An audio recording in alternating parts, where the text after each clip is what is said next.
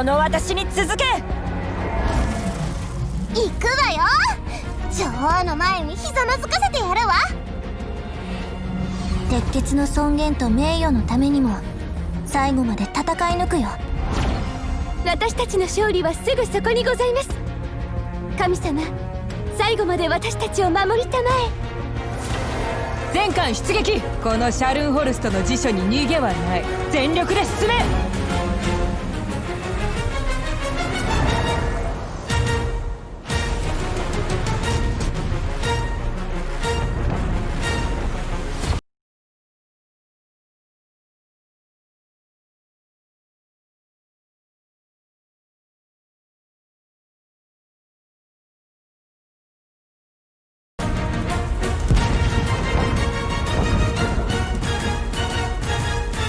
Right, so greetings everyone and welcome back to another episode of World Warships with the Hive Hand. And what we just seen there was the trailer for, well, the second drop of Azur Lane. Now, I got a couple of thumbs down on my last video, but I'm assuming that's because of carriers. Right, okay, if you don't like carriers, or you don't like Azur Lane, don't give it a thumbs down. Just, it's happening. It's not my fault. I don't create this content. I don't control wargaming. I just make content about it. So we're going to talk about the new ships, the new commanders, and what it means for all of us. So Azur Lane returns. Since August, you've been asking us relentlessly whether Azur Lane ladies are going to make a return, and we're happy to say they are, albeit with a new team of characters. Okay, some of you might not, but don't hate me for it. Like I said, it's not my choice. I'm a bit indifferent on them, to be honest with you. Part of me thinks, oh, right, okay, some of the commanders have got really cool skills, but I'm not really into anime overly, so you know, I'm gonna get hit either way. So right, okay, so I'm not going to bother reading all the spiel, we're just going to go on and have a look at them. So, okay, so first thing is Fuso, a new commander and premium version of the battleship Fuso. So, if you like your Japanese battleships, well, there's a premium tier 5, always handy. Right, so its base trait is cover fire, so increases the fire starting chance of a battleship by up to 3% on a maxed out commander. It's neither here nor there. I don't think that's a particularly interesting skill, but Battle Spirit is a particularly interesting skill. Increase your ship's maximum HP by 18% and reduce the damage 8% and reduce the damage taken to your battleship by 8%. So what does that mean? Okay, so we've got +8 to HP and -8 to damage, so that's effectively 16%.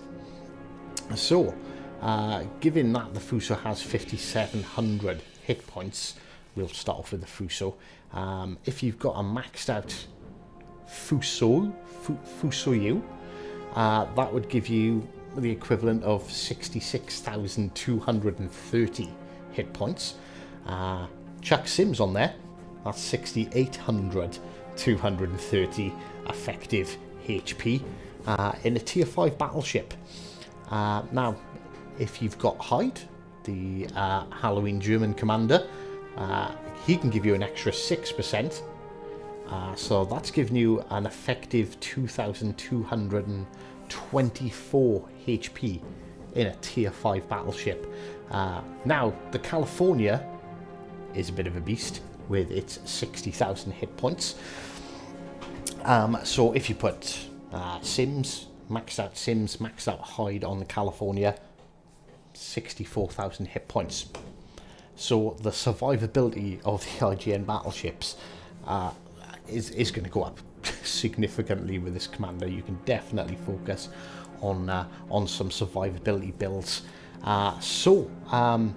If you take that and transfer that to the Yamato, you could reach an effective hit points of 116,000, adding 26,000 effective hit points to the battleship Yamato. It's definitely going to be interesting. Obviously, the other perks that the commanders have are going to have an effect, but to me, I find that quite interesting. So we are going to move on now. We are going to scroll down and check out the next one. So Queen Elizabeth, so there is a commander and also a premium version of the Queen Elizabeth. We've already got the Warspite, so do we really need a Queen Elizabeth premium? I don't know, but well, it looks very royal with its the image of the Queen. You know, the Queen's what do you call it? You know, that thing, the crown, with the image of the crown on the smokestack and on the ship. It looks very royal. So base trait improves battleships' main gun reload time and shell grouping, as well as damage of their AP up to 2%. Now, okay, so we've got Cunningham, who gives you 5% increase to your accuracy. So, would you sacrifice 3% accuracy for a bit more damage and a bit quicker reload? Like 2% reload on a battleship isn't going to make a massive amount of difference, I don't think. But then British battleships are already pretty accurate, so do you really need that extra 3%? And having that slightly faster reload and slightly more damage could be quite beneficial.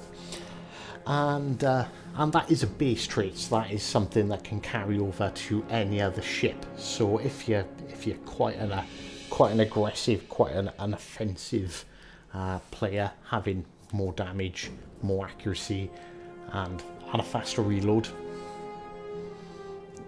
could come in handy. But personally, I'm struggling where to think where I would put that, what I would put that base trait on, because it's not just about the commanders themselves, it's about what they gift to other builds, because your inspirations are almost as important as your commander, especially if you're trying to get into the real sort of nitty gritty and trying to improve your damage, by percentiles. And then the second perk, Skywatch. Now this one I don't understand. I don't get this one at all. Increase the duration of your spotter plane by up to 30%, and adds a charge for the this confused me, for the consumable of 1 to 2 charges. Now if it's all consumables that you get 2 charges, an extra charge, that's great, that's really good. If it's just the spotter plane, now the spotter plane is supposed to give you an increase to accuracy. British battleships are already really accurate, so it's not really something that benefits them. So I don't know, maybe if you're trying to build like the ultimate British battleship sniper, let's be honest, for the majority of the time they rely heavily on HE at range, and when you're close enough that you want to switch to AP and start slamming broadsides, you don't need the accuracy because they're accurate enough already. So yeah, that's one for the back burner. I don't know, I don't think it's a particularly good commander, but it does depend on what other perks that she's paired with. And the last but not least of the new premium ships, we are getting a premium version of the Baltimore, which is great because the Baltimore's an awesome ship. But for anyone playing a tier 7, it's not the cheapest it's not the cheapest tier to be running at. So having the Baltimore and having a premium version of the Baltimore, which gives you the 50% reduction in costs, means you can play the Baltimore tier 7 and actually make some money. And the Baltimore's a really good cruiser. So excuse me. Adaptive tactics, which is a base trait, so this can be used as an inspiration across any ship. Decrease rudder shift time by up to 6%. Now, Norman Scott can give you 7% himself. Kincaid can give you 16%. So it really does depend on the other perks that are available on the Azur Lane Baltimore. But as a base trait, it could add to some of the significant and really powerful rudder shift builds that are already out there. The AP Solutions, AP Salute Ammunition skill reduces fuse timer of shells by 10 to 40% and improves their penetration by 7. Now, I'm assuming, because it says AP Salute, that this is just for armor piercing, but you know, if it's HE, it's kind of like that evil spark skill for the Japanese destroyers, where you'll just set a million fires but do no damage. But for armor piercing, particularly against, if you're shooting against other cruisers, you will find that you will overpen quite often with the heavy cruisers. So, you know, the Baltimore, the Pensacola, the New Orleans. So what that's going to mean is you're going to have less overpens, but easier time penetrating battleships with the plus 7% to penetration. That could be paired with Kuznetsov, is it? Who? Oh, I think I'm trying to remember off the top of my head. I think he gives you plus 7, so plus 14% to penetration. That could be significant if you're going to hunt battleships. So interesting. I don't think it's going to help the, well, it could change your playstyle for, you know, the Atlanta, the Cleveland, and ships of you know, of the light cruiser variety, where you could basically switch to spamming AP, and if you're hitting the superstructure of battleships, you're going to find you're going to do significant damage, much like the British cruisers and how they work.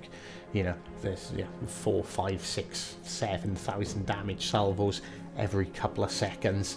I know fires are great, and it's good because it lets them heal a lot of it back really quickly, and you get the continuation from the fires.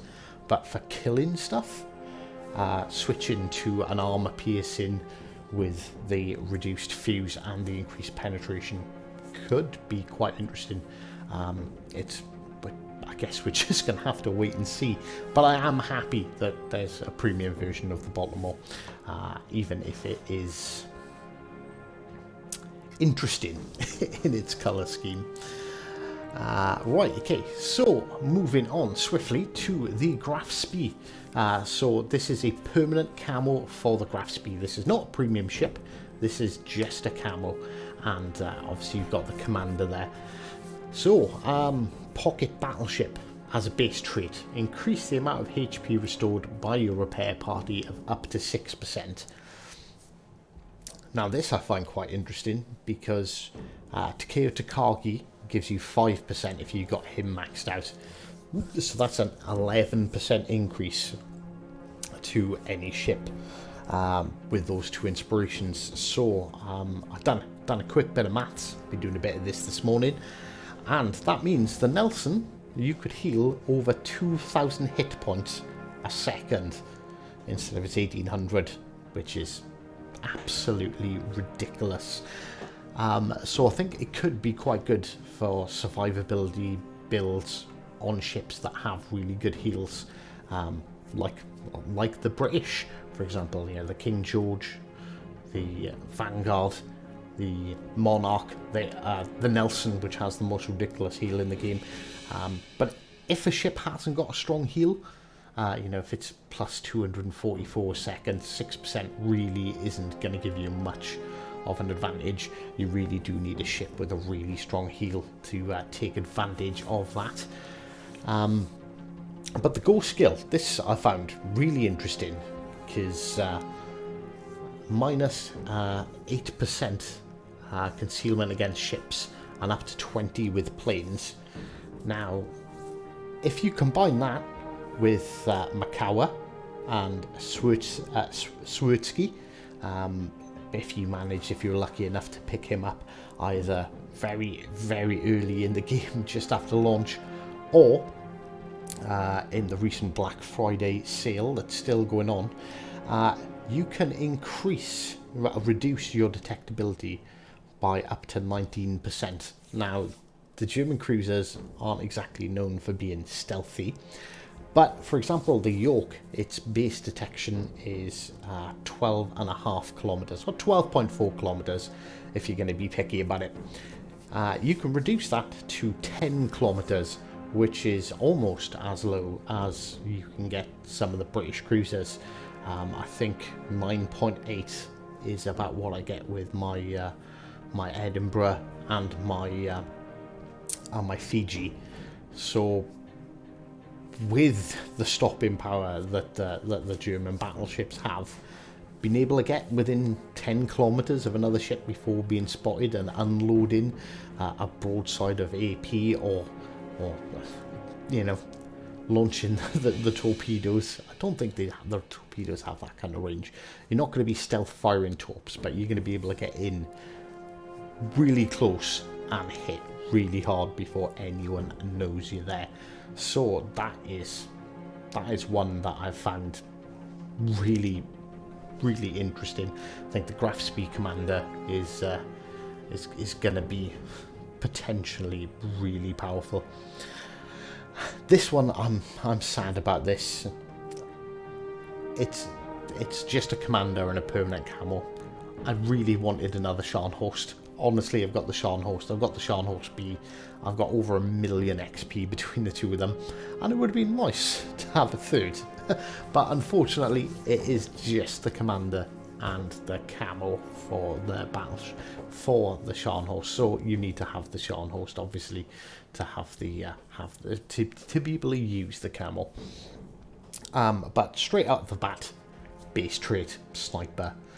Decreases maximum dispersion radius of shells fired from your battleship's main guns by up to 4%. So Cunningham gives you 5%. So if you're trying to go for an all-out super sniper build with Cunningham and Scharnhorst, that's at minus 9% your dispersion. That's going to make a difference. That's going to make a significant difference to a lot of battleships. Battleships that struggle, such as the German battleships in general, and the Japanese. Giving yourself 10% better accuracy is definitely going to help. Definitely going to make it more interesting. And with the Scharnhorst itself, obviously I don't know if you'd be able to. Well, no, you'd still be able to use the build. I can get 20. I think it's 21 kilometer range on the main batteries, which is the longest. Oh no, it's over 21. It's like 21.6, which is the longest achievable main battery range of any battleship in the game. You add an extra 4% of accuracy, you can start using that range. How effectively, I don't know, but as an inspiration, as a base trait, it's definitely quite good. And then torpedo launch skill improves your torpedo range by up to 12% and the speed up to 5. Now, with this, you're talking Scharnhorst, Odin and Tirpitz, the 3 big battleships with torpedoes.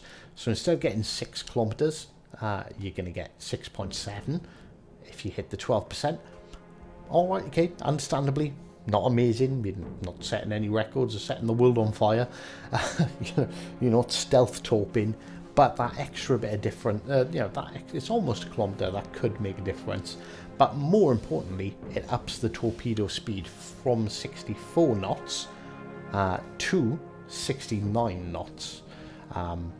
So it's just taking these already deadly brawling battleships and just making them even more dangerous at close range.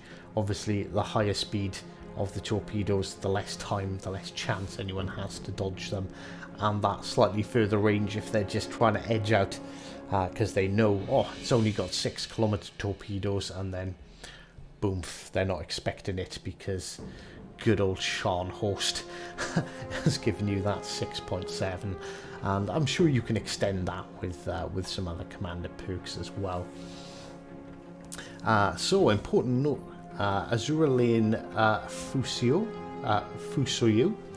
Queen Elizabeth, Baltimore, all have the same stats as the regular versions.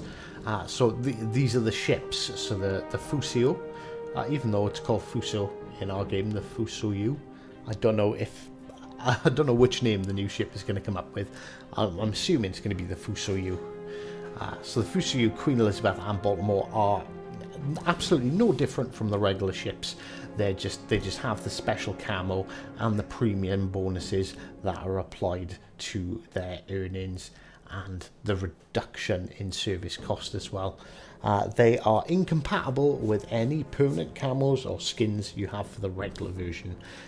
So if you're thinking, right, well, I like the idea of running a premium Baltimore, but I hate the skin, you'll have to create a new permanent camo, or just apply a different camo to it. You can't take anything that you have, like say for example you've made a Type 4 camo for your Baltimore and you've made it permanent. You cannot transfer that over. And as always, if you wish to toggle the voiceovers on or off, you need to set the voiceover mod to common and enable Azur Lane in the customized settings. And we hope you enjoy the new content. That's a little parting note from Wargaming themselves. Well, I hope you enjoy the content too. Like I said, I'm not a massive anime fan. I don't love it. I don't hate it either. So please don't shoot the messenger on this one. But I do want to say thank you very much for stopping by and checking out this video. And until next time, take care.